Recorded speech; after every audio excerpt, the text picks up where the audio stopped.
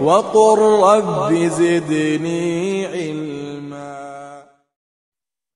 Ensuite, le cher, il a dit وَيَحْرُمُ عَلَيْهِ الْكَذِبُ وَالْغِيبَةُ وَالنَّمِيمَةُ وَالْكِبْرُ وَالْعُجْبُ وَالرِّيَاءُ وَالسُّمْعَةُ. Donc, on va essayer d'expliquer ça d'abord. Parce qu'il y a beaucoup de choses à dire ici aussi. Après, on passera à autre chose. Et il est interdit, il est haram, formellement interdit, al-kadhibu, le mensonge. Wal-ghibatu, qui est la, comment ça s'appelle? Al-ghibatu, c'est, comment on appelle déjà? La médisance. La médisance, barakallahu fik. Wal-namimatu, namima, c'est la, comme on va le voir, c'est la calomnie. D'accord? Wal-kibru, l'orgueil. Wal-ujbu, al-ujbu aussi, c'est pas loin de l'orgueil. Wal-riya'u wa-sum'a, les deux, c'est l'ostentation. Maintenant, on va essayer d'expliquer ça dans les détails, Inch'Allah, avant de passer à autre chose. Donc, Dhakar al-Musannif rahimahullah, le cher, il a cité là, on va commencer par les trois d'abord. Il a cité trois péchés qui sont parmi les plus grands péchés. Le mensonge, d'accord? Wal-ghibatu, qui est la médisance, wal-namimatu, et qui est la calomnie. Le cher, il a cité là trois péchés qui font parmi les grands péchés, et ces péchés-là, ils sont tous faits par la langue. Vous avez vu la dangerosité de la langue. Ces trois péchés-là, ils sont faits par la langue. Et ces trois péchés-là, ce sont des péchés en fait qui détruisent une société. Le mensonge, la calomnie et la médisance, ce sont des péchés qui détruisent al-mujtama, qui peuvent détruire toute une société, qui peuvent détruire toute une maison, qui peuvent détruire toute une famille. Et ces trois péchés-là, ce sont des sabbats qui peuvent rompre les liens de parenté. À cause du mensonge ou la médisance ou de la calomnie, ça peut rompre les liens de parenté, ça peut détruire totalement une société. Deux personnes qui s'aiment, ça peut rompre l'amour entre deux personnes, ces trois péchés-là. Très dangereux. On va commencer par le mensonge. Allah subhanahu wa ta'ala, il nous dit d'abord, pour montrer que le mensonge est haram, dans la sourate 9, verset 119. يا أيها الذين آمنوا اتقوا الله وكونوا مع الصادقين. Allah subhanahu wa ta'ala nous a dit Ya ayyuhal ladhina amanu, ô vous qui avez la foi, ô vous qui avez cru en Allah azza wa jal, ittaqullaha, craignez Allah, wa kunu ma'as sadiqin, soyez parmi les véridiques. Indirectement, ce qui nous fait comprendre que ne soyez pas parmi les menteurs. Ô vous qui avez cru, craignez Allah et soyez parmi les véridiques. Soyez parmi ceux qui disent la vérité. Soyez parmi ceux qui défendent la vérité. Même s'il y a peu de gens qui suivent la vérité, même si la majorité défend et dit du mensonge, toi, ne sois pas parmi eux. Dis la vérité, suis la vérité, accroche-toi à la vérité et défends la vérité jusqu'au jour où l'ange de la mort il va prendre ton âme. À ce moment-là, tu seras sauvé, Inch'Allah. Ça, c'est le premier verset. Deuxième verset, dans la sourate 40, verset 28. إن الله لا يهدي من هو مسرف كذاب. Allah subhanahu wa ta'ala dit qu'Allah il ne guide pas une personne outrancière et un imposteur, un menteur, un kadhab. J'ai dit que cette chose-là, ce péché-là, il est devenu banal à notre époque, à tel point que même certains parents, ils apprennent leurs enfants à devenir des menteurs dès le bas âge. C'est important ça. On le voit souvent, ça ne vous arrive pas, j'espère que vous ne le faites pas. Des fois, quand le téléphone il sonne, le papa il dit à ton fils, dis que je ne suis pas là. L'enfant il répond au téléphone, ouais, et ton père il est là? Le papa il est assis, il dit à son fils, il apprend à mentir, dis que je ne suis pas là. Là, tu es en train d'apprendre ton fils à mentir. Les frères, c'est des choses banales, mais très dangereuses, parce que si toi, tu apprends ton fils à mentir en bas âge, à chaque fois que ton fils il va mentir, toi, tu auras les péchés, parce que c'est toi qui as été le premier à l'apprendre à mentir. Il y a des conséquences. Il y a des conséquences, il faut faire attention. Qu'Allah nous préserve, qu'Allah fasse qu'on soit parmi les véridiques. Notez, il a été rapporté dans Al-Bukhari numéro 34. Il y a un hadith dans Bukhari numéro 34, un hadith de Abdullah ibn Amr ibn As. Et vous l'avez déjà entendu ce hadith-là où le prophète sallallahu alayhi wa sallam, il a dit Arba'un man kunna fihi kana munafiqan khalisa. Il a dit il y a 4 choses. Si ces 4 choses se trouvent, c'est les 4 en même temps, se trouvent, une personne possède ces 4 défauts en même temps, bah cette personne-là, c'est un hypocrite pur et dur. Un hypocrite pur et dur. Si ces 4 défauts, ces 4 choses, la personne possède ces 4 choses en même temps, bah cette personne-là, c'est un hypocrite pur et dur. Le prophète sallallahu alayhi wa sallam, il a dit وَمَنْ كَانَ فِيهِ خِصْلَةٌ مِّنْهُنْ. Et si une personne, elle ne détient pas les 4, mais elle détient un caractère ou un défaut parmi les 4, كَانَتْ فِيهِ خَصْلَةٌ مِّن نِّفَاقٍ حَتَّى يَدَعَهَا. Bah à ce moment-là, cette personne-là, elle détient un caractéristique parmi les caractéristiques de l'hypocrite jusqu'au jour où il va délaisser cette chose-là.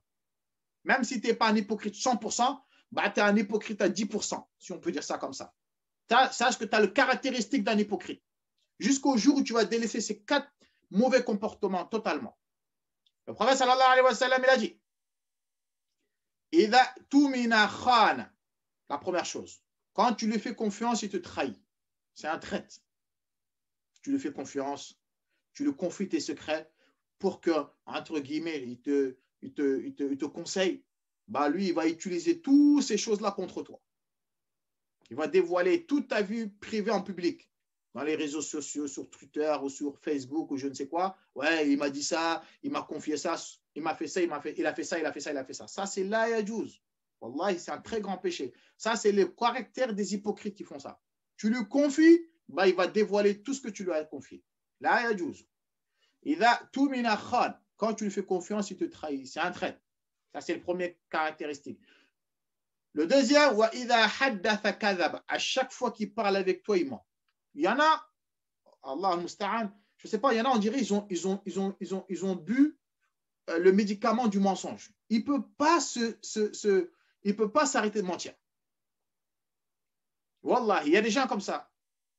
Même, je ne sais pas comment vous l'expliquer, à tel point qu'il est connu partout qu'un tel, c'est un menteur. Même quand il dit la vérité, les gens ne le croient pas, tellement il est habitué de mentir. Ça, c'est grave. Quand il parle, il ment. Ouais, Akhi, t'es mon frère, fillah. Ouais, je vais faire ci, je vais te faire ça. Tout ce qu'il dit, c'est faux. Que du mensonge. Ça, c'est le deuxième caractère. Et moi, c'est ce que j'avais besoin. Et quand il te fait une promesse, bah, il ne tient pas sa promesse. Akhi, wallah, je vais te faire ça. Non, t'inquiète pas, je vais te faire ci, je vais te faire ça. Bah, il ne tient pas sa promesse.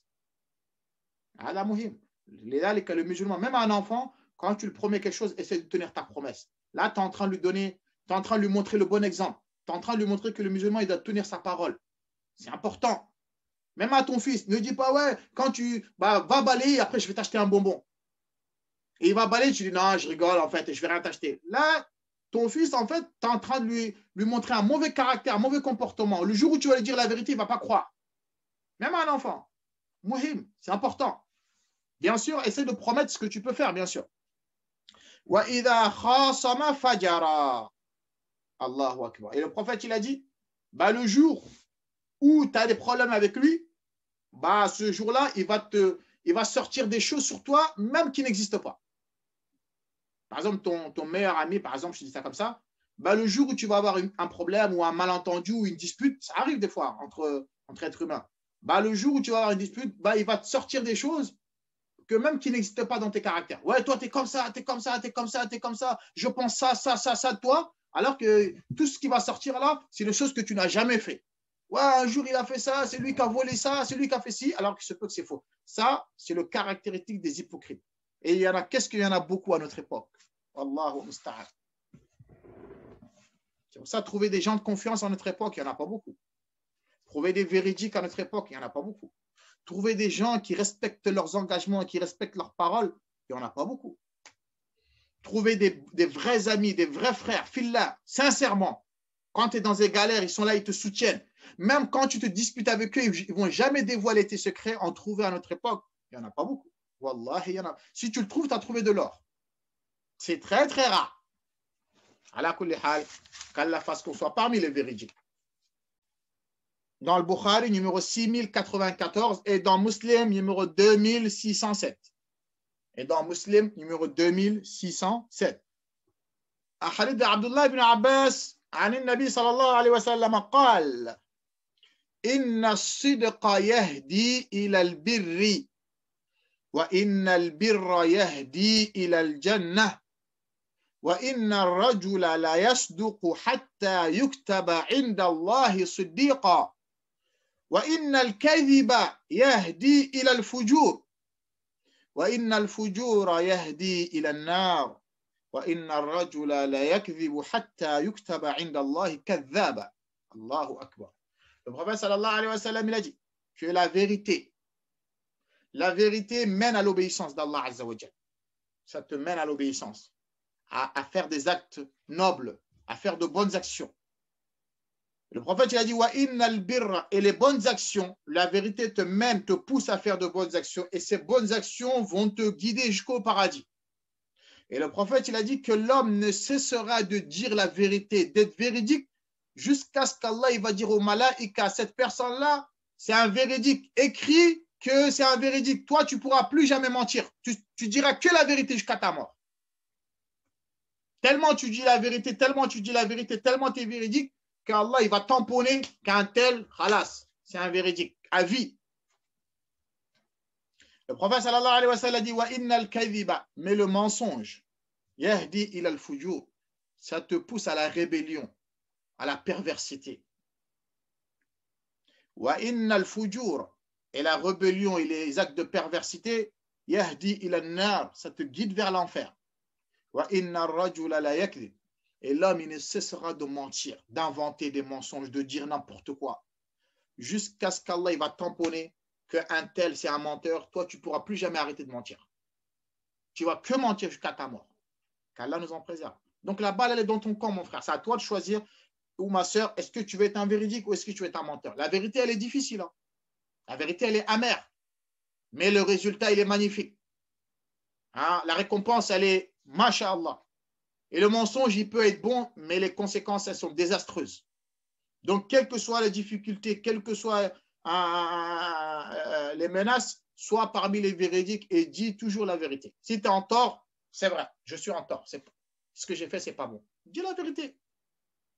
Même si tu ne dis pas la vérité, Allah, il sait ce qu'il y a dans ton cœur. Donc, tu vas mentir et Allah, il sait ce qu'en fait, il y a dans ton cœur, ce n'est pas la vérité. Et Yawm al-Qiyamah, tu vas rendre des comptes. Donc, s'il y en a certaines personnes, ils n'arrivent pas à se retenir de mentir, qu'Allah nous en préserve, mais est-ce que Allah, il n'a pas écrit? Est-ce qu'Allah, il écrit? Ça ne s'efface plus après. Un tel, écrivez-le parmi les menteurs, qu'Allah nous en préserve. Est-ce que c'est clair ça ou pas? Jamil. Ensuite, et ça, il est important de le préciser, que le mensonge, on a dit que c'est quoi? C'est haram, non? Hein? Le mensonge, c'est haram. Non. Mais des fois, dans certains cas, le mensonge, il peut être permis. Il faut bien faire la différence. Il faut bien faire la part des choses. Le mensonge, la base du mensonge, c'est haram. La yajouz. Mais des fois, le mensonge, il peut être même obligatoire. Des fois, tu es même obligé de mentir. À quel moment? Quand la vie d'un musulman elle est en danger. Qu'Allah nous en préserve. Mathalan, il y a quelqu'un qui veut se faire assassiner par des agresseurs ou je ne sais quoi. Il court, il rentre chez toi. Il va se cacher. Les agresseurs, ils arrivent et toi, tu sais que s'ils mettent la main sur lui, ils vont le tuer. Ils te disent, est-ce qu'un tel, il est là?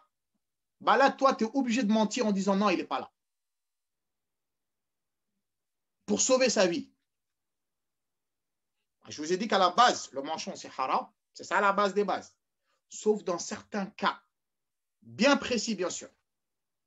Un autre exemple, mathalan, et ça, c'est l'imam Nawawi qui l'a dit, hein, celui-là qui a écrit Riyad Salihin, et d'autres savants aussi qu'elle a. Mathalan, une personne, elle t'a confié son argent, ou elle t'a confié un bien.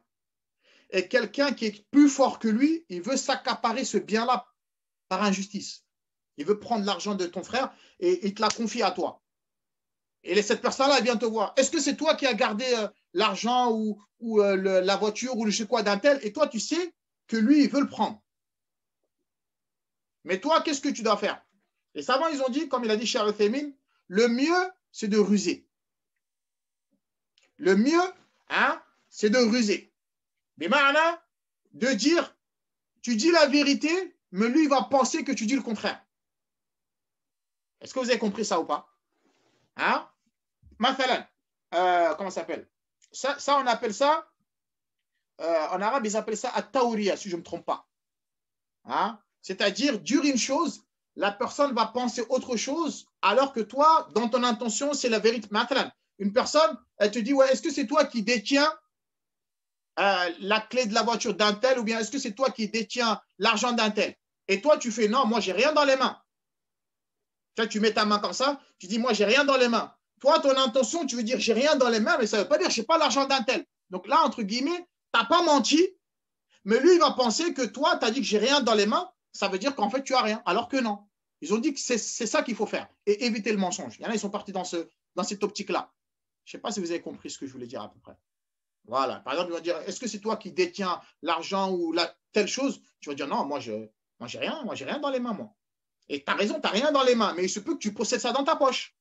Il se peut que tu possèdes ça dans ta chambre, par exemple. Mais ça, comme je vous ai dit, c'est dans des contextes bien précis. Ce n'est pas tu vas t'amuser à faire semblant de jouer. Ce n'est pas un jeu, ça. Ça, c'est vraiment dans des contextes, comme je vous l'ai dit, bien précis.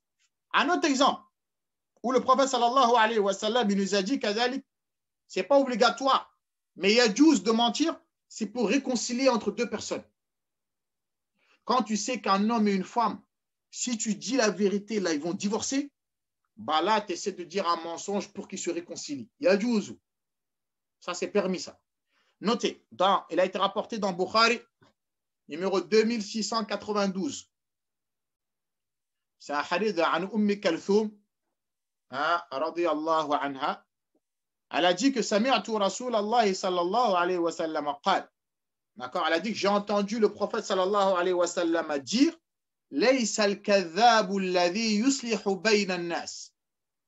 Il a dit celui qui ment, celui qui arrange entre les gens n'est pas un menteur. Celui qui arrange entre les gens n'est pas un menteur. Fayanmi khayran aw yaqulu khayran. Donc, le mensonge à la base, c'est haram. Mais dans certains cas de figure bien précis. Mais comme je vous l'ai dit, les savants, ils ont dit, t'essaies de ruser.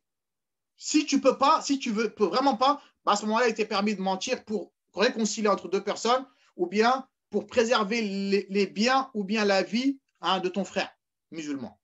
Vous avez compris ça ou pas? Si tu peux ruser, éviter de mentir. Et si ça passe, bah, alhamdoulilah, sinon, il t'est permis de mentir dans ces cas bien précis.